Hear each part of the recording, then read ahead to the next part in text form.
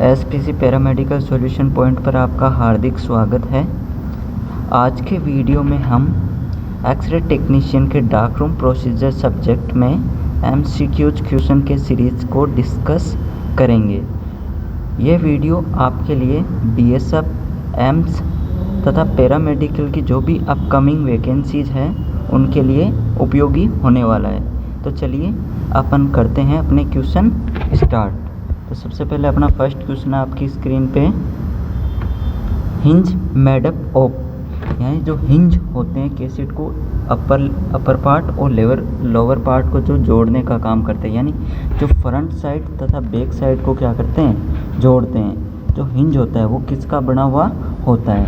तो हिंज बना होता है, ऑप्शन है अपना ऑप्शन ए मेटल का बना हुआ होता है, ऑप्शन बी प्लास्टिक का बना होता है, बोथ यानी मेटल और प्लास्टिक दोनों का बना हुआ होता है, नॉन यानी इनमें से किसी का बना हुआ नहीं होता है।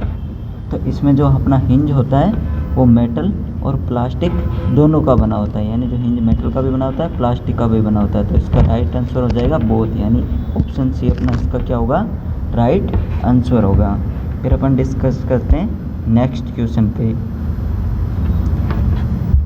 क्लिप्स मेडअप ऑफ, यानी जो अपने पास हैंगर होता है जो फिल्म को होल्ड करने का काम करता है, उसके अंदर जो क्लिप होती है, 4 क्लिप प्रेजेंट होती है, वो किसकी बनी हुई होती है? तो ऑप्शन फर्स्ट है अपने पास मेटल की बनी हुई होती है, सेकंड है प्लास्टिक की बनी होती है, थर्ड है स्टेनलेस स्टील की बनी होती है, और फोर्थ है ऑल यानी मेटल, प्लास्टिक और स्टेनलेस स्टील यानी तीनों मटेरियल की बनी हुई होती है। तो अपन जानते हैं कि जो अपना हैंगर होता है वो क्या करता है, फिल्म प्रोसेसिंग के दौरान फिल्म को होल्ड करने का काम करता है। तो अपन जानते हैं कि हैंगर है वो किसका बना हुआ होता है, स्टेनलेस स्टील का बना होता है। तो उसकी क्लिप्स भी किसकी बनी हुई होती है, स्टेनलेस स्टील की बनी हुई होती है। तो ऑप्शन सी इसका क्या होगा, राइट आंसर होगा। फिर अपन बात करते हैं आगे नेक्स्ट क्वेश्चन पे अपने, single screen cassette use in, यानी जो अपनी कैसेट होती है उसके अंदर केवल एक ही इंटेंसिफाइड स्क्रीन यूज होने वाली कौन सी कैसेट है, कौन सी रेडियोग्राफी के अंदर अपन सिंगल स्क्रीन कैसेट का उपयोग करते हैं? तो ऑप्शन फर्स्ट है अपना जनरल रेडियोग्राफी, बी है मेमोग्राफी, सी है इमेज रिसेप्टर, और फोर्थ है नॉन यानी इनमें से कोई नहीं।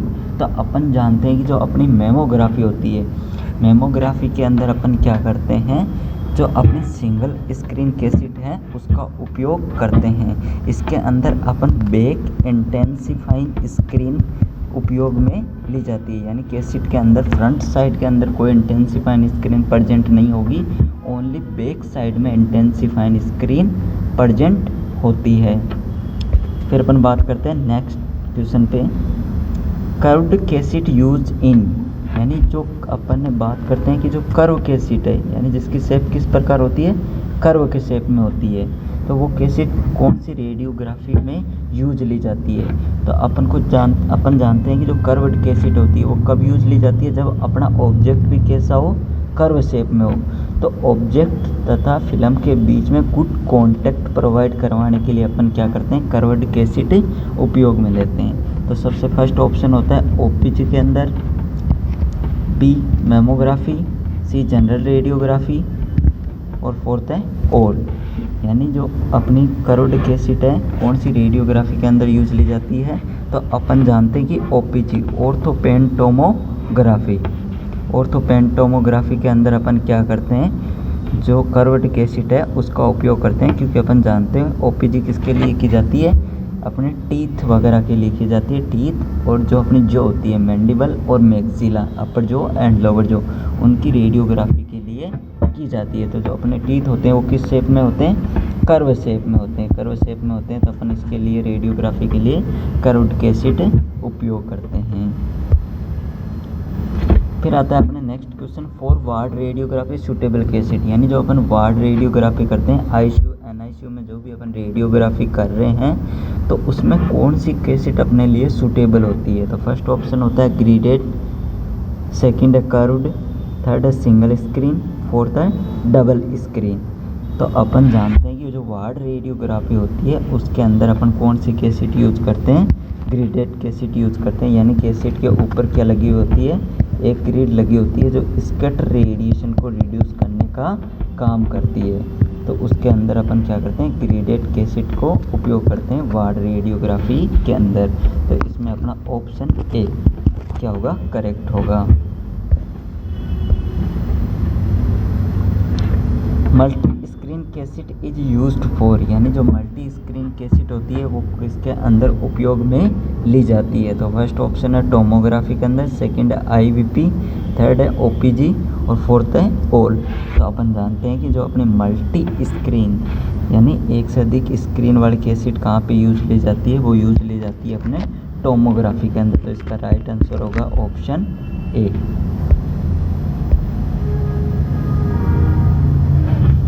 नेक्स्ट क्वेश्चन अपना vacuum cassette made up of, यानी जो वैक्यूम कैसेट होती है वो किसकी बनी हुई होती है। तो ऑप्शन ए अपना प्लास्टिक, ऑप्शन बी है विलाइन मटेरियल, थर्ड है स्टील और फोर्थ है नॉन। यानी जो वैक्यूम कैसेट होती है कौन से मटेरियल की बनी होती है, तो अपन जानते हैं कि जो अपनी वैक्यूम कैसेट है वो विनाइल मटेरियल की बनी हुई होती है। यानी इसके अंदर जो राइट आंसर होगा वो होगा अपना ऑप्शन बी।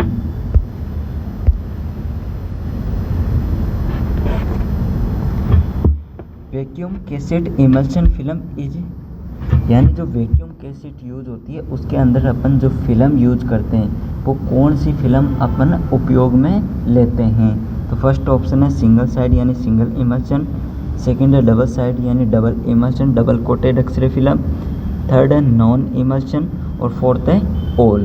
तो अपन जानते हैं कि जो वैक्यूम कैसेट होती है उसके अंदर अपन क्या उपयोग करते हैं, सिंगल साइड इमल्शन, यानी जो इमल्शन होती है वो क्या होती है, कैसेट में एक साइड में ही प्रेजेंट होती है। जैसे अपनी सुपर कोट लेयर होगी, फिर इमल्शन होगी, इमल्शन के बाद एडेसिव होगी और लास्ट में अपने पास क्या होती है, बेस लेयर होती है।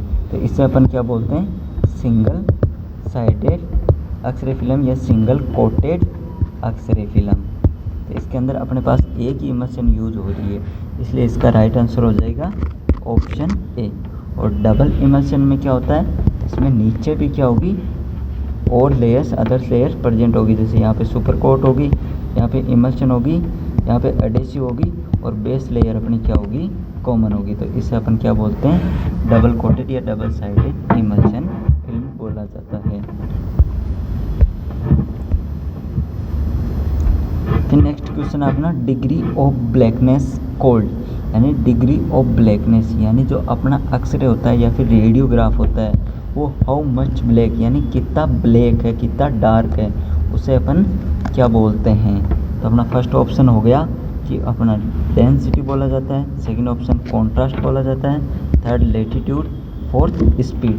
तो डिग्री ऑफ ब्लैकनेस अपना रिलेटेड होता है किससे, डेंसिटी, यानी डेंसिटी को क्या बोला जाता है, डिग्री ऑफ ब्लैकनेस, यानी अपना जो रेडियोग्राफ है वो कितना डार्क है, जितना ज़्यादा डार्क होगा वहाँ पे डेंसिटी उतनी ज़्यादा प्रेजेंट होगी। फिर अपन बात करते हैं नेक्स्ट क्वेश्चन पे,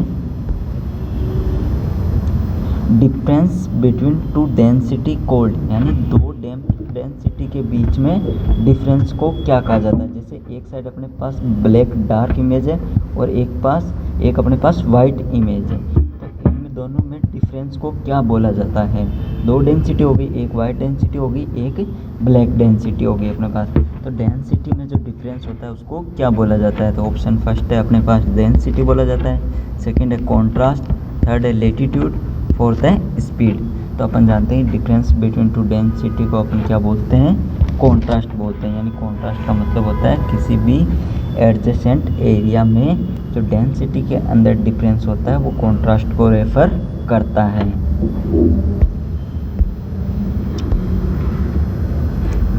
नेक्स्ट क्वेश्चन अपना रेंज ऑफ एक्सपोजर कोल्ड, यानी रेंज ऑफ एक्सपोजर को क्या कहा जाता है। तो फर्स्ट ऑप्शन है डेंसिटी, सेकंड है कॉन्ट्रास्ट, थर्ड है लेटीट्यूड और फोर्थ है स्पीड।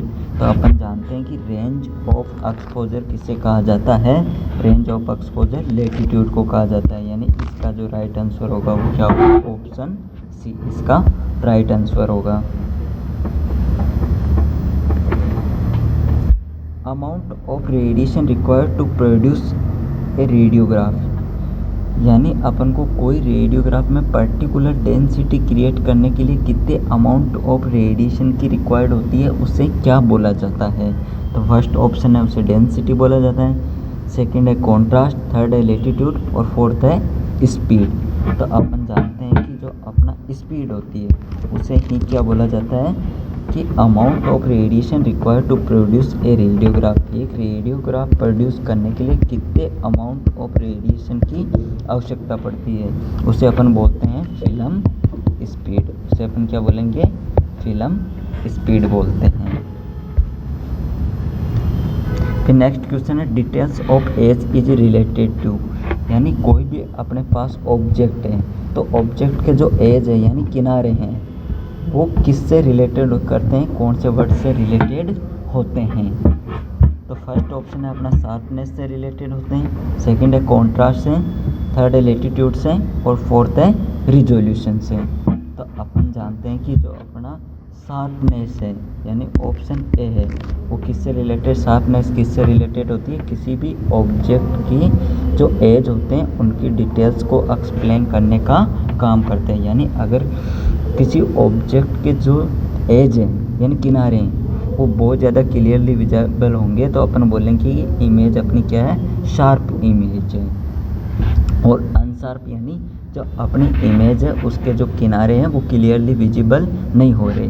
तो डिटेल्स ऑफ एज जो है वो रिलेटेड होता है किससे, शार्पनेस से। यानी इसके अंदर ऑप्शन ए अपना क्या होगा, राइट आंसर होगा। फिर नेक्स्ट क्वेश्चन अपना change in shape of object cold, यानी अगर किसी ऑब्जेक्ट की शेप में चेंज होता है तो उसे क्या कहा जाता है। तो ऑप्शन ए है डिस्टोर्शन, ऑप्शन बी है कॉन्ट्रास्ट, सी है लेटीट्यूड और डी है नॉन। तो इसका राइट आंसर हो गया अपने पास डिस्टोर्शन, यानी ऑप्शन ए इसका क्या होगा, राइट होगा। यानी जब किसी भी ऑब्जेक्ट के शेप में चेंजमेंट होता है, जैसे कोई स्क्वायर शेप है वो राउंड शेप में प्रतीत हो, या फिर उसके जो किनारे वो क्लियरली विजिबल नहीं हो, स्ट्रेट हो और वो क्या हो, क्लियरली विजिबल नहीं हो, तो उसे अपन क्या बोलेंगे कि जो वो इमेज क्या हो गई है, डिस्टोर्शन हो गया, इमेज का डिस्टोर्शन हो चुका है। तो इसका राइट आंसर होगा अपने पास डिस्टोर्शन।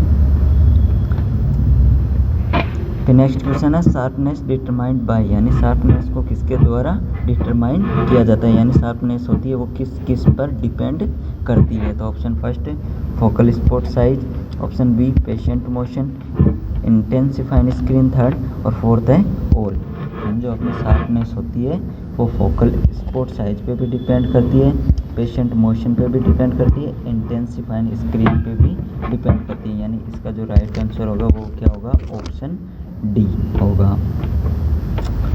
देखो फोकल स्पॉट साइज पे कैसे डिपेंड करती है, जैसे अपना पॉइंट सोर्स होगा, पॉइंट सोर्स होगा तो इसमें अपने पास जो पेनिम्ब्रा होता है वो क्या हो जाएगा, रिड्यूस हो जाएगा, तो अपनी इमेज क्या होगी, क्लियर होगी। पेशेंट मोशन यानी अगर by chance during radiography patient motion कर जाता है तो जो इमेज के कॉर्नर से एज है वो कैसे प्रतीत होंगे, अपन को ब्लर प्रेजेंट होंगे, तो इसलिए क्या होता है अपने शार्पनेस क्लियर नहीं हो पाती है। और इंटेंसिफाइंग स्क्रीन के अंदर क्या होता है, लाइट डिफ्यूज़न होता है। क्या होता है, लाइट डिफ्यूज़न। लाइट डिफ्यूज़न यानी लाइट अपनी क्या होती है, इंटेंसिफाइंग स्क्रीन पर जैसे ही अक्सर फोटोन टकराता है तो लाइट वहाँ से इमिट होती है, वो क्या हो जाती है, फैल जाती है, स्प्लिट हो जाती है, उसे क्या बोला जाता है, डिस्टॉर्शन बोला जाता है। ये भी किसके लिए रेस्पॉन्सिबल होती है, शार्पनेस के लिए रेस्पॉन्सिबल होती है। तो इसका आंसर अपना राइट आंसर होगा ऑप्शन डी। तो थैंक यू सो मच दोस्तों, आशा है आपको हमारे क्वेश्चन पसंद आए होंगे। Thanks for watching.